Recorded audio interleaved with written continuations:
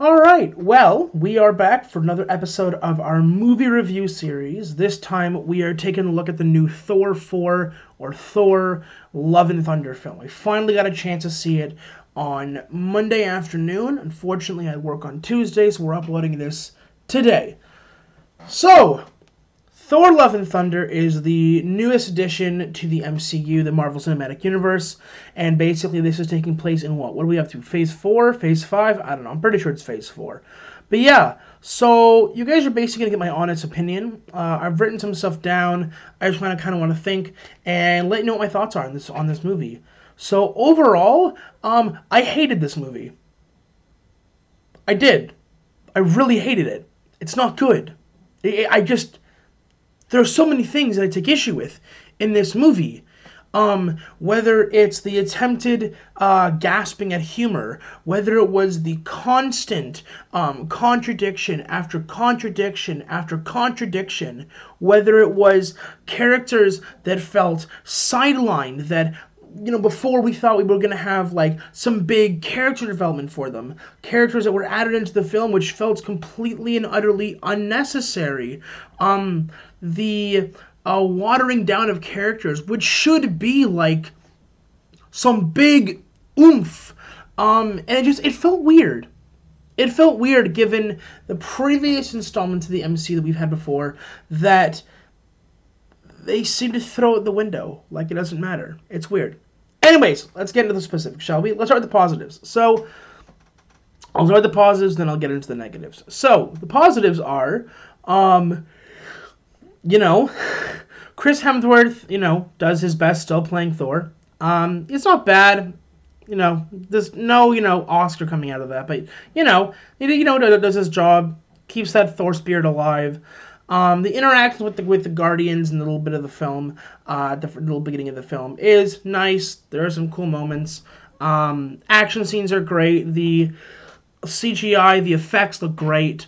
Obviously, always bringing that lightning down and making it look fantastic.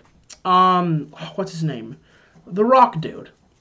He's funny, He's basically our comic relief in a film which feels entirely comic relief. Christian Bale playing Gore the God Butcher. He's alright. He's, your typical MCU villain, forgettable but interesting in the moment.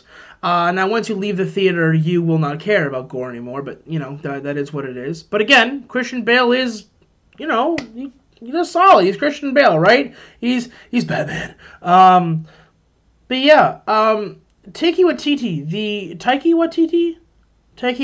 I don't know how to pronounce his name. As a director, I really like him. But in this film, it's like they're trying to replicate what worked in Thor 3, but falling flat on their face. Ignoring the rules of the MCU that have already been pre-established, it just feels weird. But overall, I do like Taika Waititi's work. Loved Jojo Rabbit. Fantastic movie. But this film just feels weird. So, on to the negatives, okay? Let's start with the humor, shall we? So, in Thor Ragnarok, the more humorous aspects of the film felt like a welcome breath of fresh air, because Thor 1 and Thor 2, or Thor Dark World, had a very serious tone to them, had a very, we're, God of Thunder, hear me roar kind of shtick. And Thor Ragnarok kind of took that and went, no, this isn't working so well. So we're going to go in a more comedic, more fun route. And it worked. I think that for Thor Ragnarok, it worked. Because it was a breath of fresh air, it was something new, something interesting. And I think audiences, for the most part, enjoyed it. In fact, most might say that it was the best Thor film so far. But this film, at least to me, seems like in terms of its humor, it seems to be just one giant joke. There are no real serious bits to it. And even when they attempt to do serious bits, it's followed right up with more humor. Which is fine, and you can have humor, right? But when all of your thing is humor, the stakes don't feel real. I don't really care because, well, it's humorous. Your film is being humorous. There is there'll be a little bit of spoilers in this video, so just heads up. There is a scene, I won't get into details, but there's a scene where a particular character in this film gets cancer. Stage 4 cancer. And this character is dying in a hospital bed. But I don't care. Because before this scene, you were trying to get me to laugh. Right after this scene, you're trying to get me to laugh. So I don't have time or the emotional wherewithal to necessarily care about something that's really serious. Right? And we should care. You have a character dying of cancer, but we don't because, well, we're spending the whole film laughing, and it feels like the film wants me to be an emotional rubber band.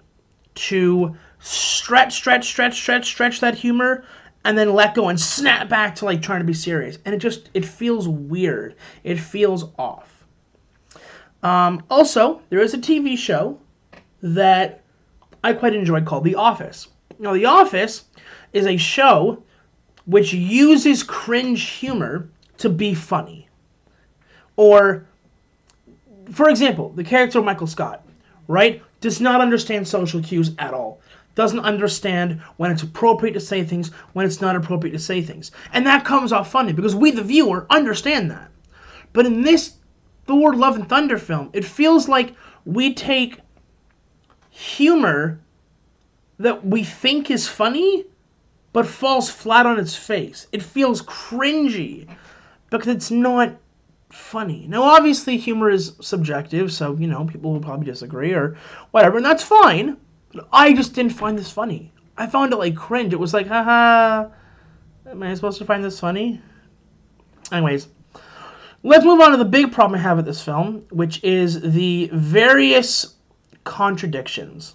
Now, anyone who knows me knows that I think that if you're going to set up established rules in universe, then I think you should have to stick by those rules the entire time through your universe. Whether it's a Spider-Man film, whether it's a Thor film, whether it's an Avengers team-up film, whether it's whatever. You have to keep the rules that you've already established, you have to keep them intact. This film trades a consistent rule or consistent in-universe rules and tosses them out the window for humor.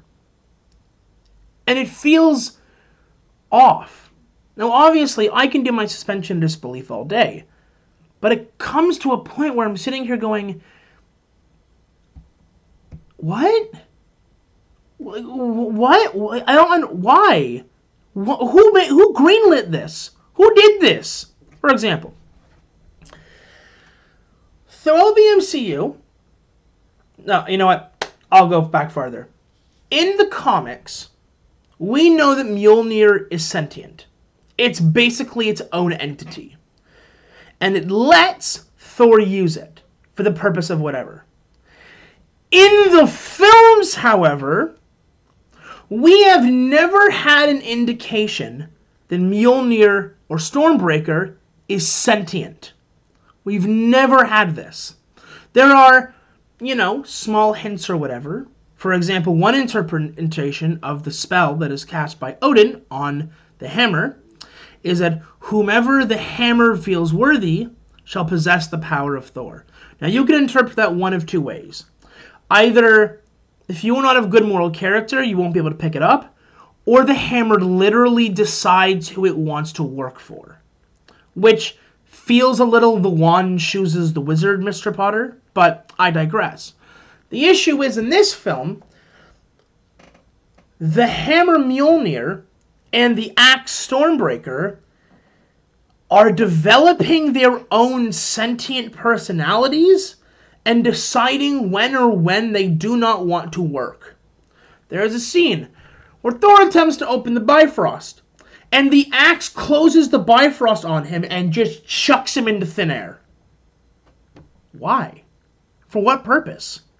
Is it funny? Maybe. Not really to me. because it feels like it breaks the rules. I don't understand why, when we've had now 4 Thor films, where we've had 4 Avengers films, Avengers, Age of Ultron, Infinity War, and Endgame, why suddenly now we've decided to add sentience to items that before this time in the films, it never had sentience. I don't understand. Why? I don't... Maybe you guys in the comments will be able to help me out here, but this doesn't make any sense to me. If your in-universe rules are this thing is not sentient, then this has to carry forward. Now, I don't have a problem if it's sentient, but then you have to start that at the beginning. You can't just add it in 4 films into an 4 films into an anthology of character films. It doesn't make any sense. And it bothers me because I value consistency. In life, in films, in TV, in people, the whole shebang. I don't get it. What else? Let's talk about... You know what? Let's talk about Jane. So in this film, Jane Foster... This is not a spoiler. It's in the trailer. It's on the posters. Piss off if you don't like it. Jane Foster is in this film, played once again by the wonderful and beautiful Natalie Portman. As many of you know, I love Star Wars, hence the... Wait, that's the wrong side. This way. There we go. I love Star Wars. And hence, I love Natalie Portman. She played Padme. Love Natalie Portman. She's fantastic. However, in this film... Oh, I don't want to say it. I don't want to say it, but I feel like it's true. She unironically feels like one of the worst parts of the movie. I'm sorry. I don't care, though. I really don't. I didn't like Natalie Portman in this. I didn't. Take it with someone who cares. I thought that she felt unnecessary. I don't understand where the idea of having Jane Foster come back into this came from.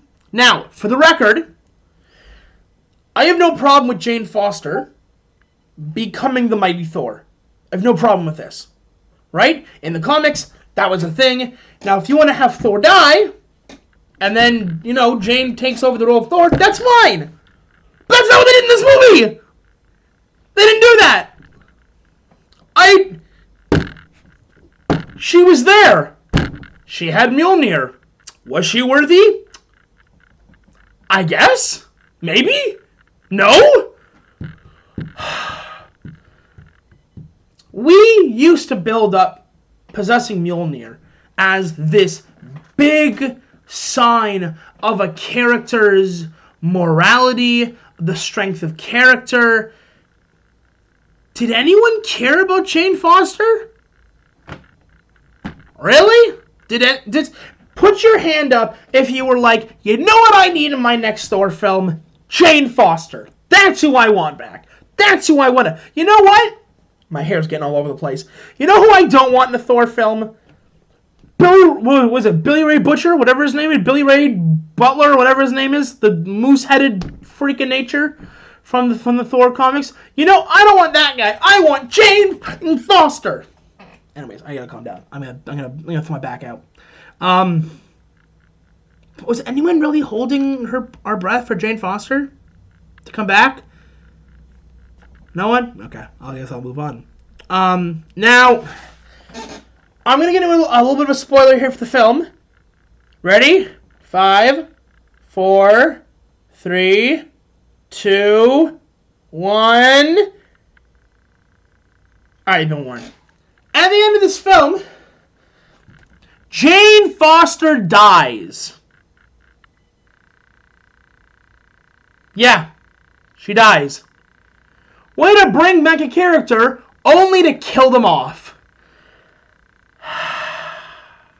Was there a point of bringing her back? I don't know.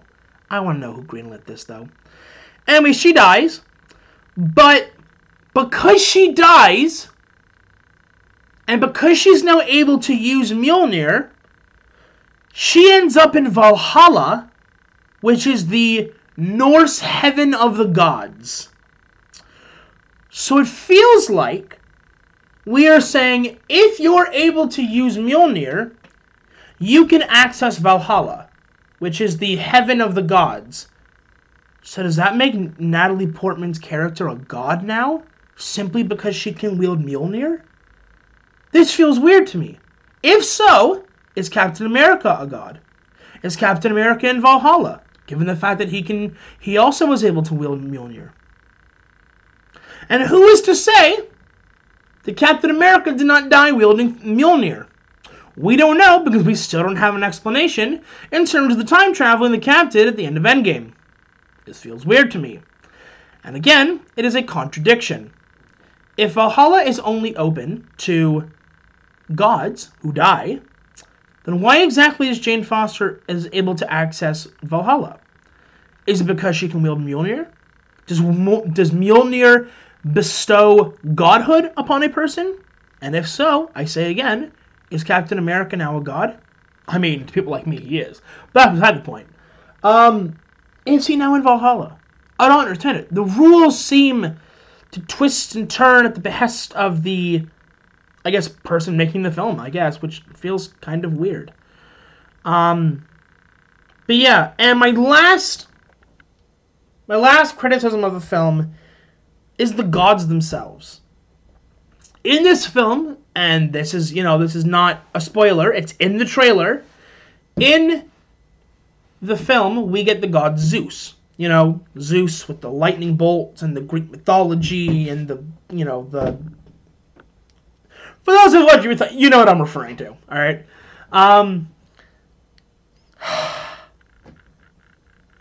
They are comic relief. Again, this film seems like it's 95% comic relief and 5% action scenes. Zeus is supposed to be, at least in mythology, the big man on campus. He's the king of the gods.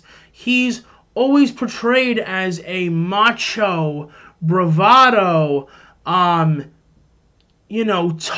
SOB, the hero of the gods, which set his siblings free from the stomach of their father, and yet in this film, he's a joke. Now, granted, Russell Crowe does a good job playing Zeus. I actually found Zeus's character, or at least the way that Russell Crowe portrays him, as, I don't like, kind of funny. I did. He's like your drunk uncle, which, has a touching problem, which is very fitting for Zeus. However, when we have other gods in the MCU, most notably the Egyptian pantheon in the Moon Knight TV series, as very serious, very upfront, very godlike, versus this, it just seems like it's another opportunity to be like, you know what, this film doesn't have enough of humor. Let's do it again. Please stop. I'm begging you. Enough humor. We get it. You want to make a film funny. We get it. We understand. But yeah, I don't like the portrayal of the gods. I think if you're gonna have gods in your thing, I do think they should be portrayed like pretty serious, macho, sitting back on their heels, not interfering. But in this, they just seem pitiful. They seem like when you have that friend who takes care of himself, is in good shape, and then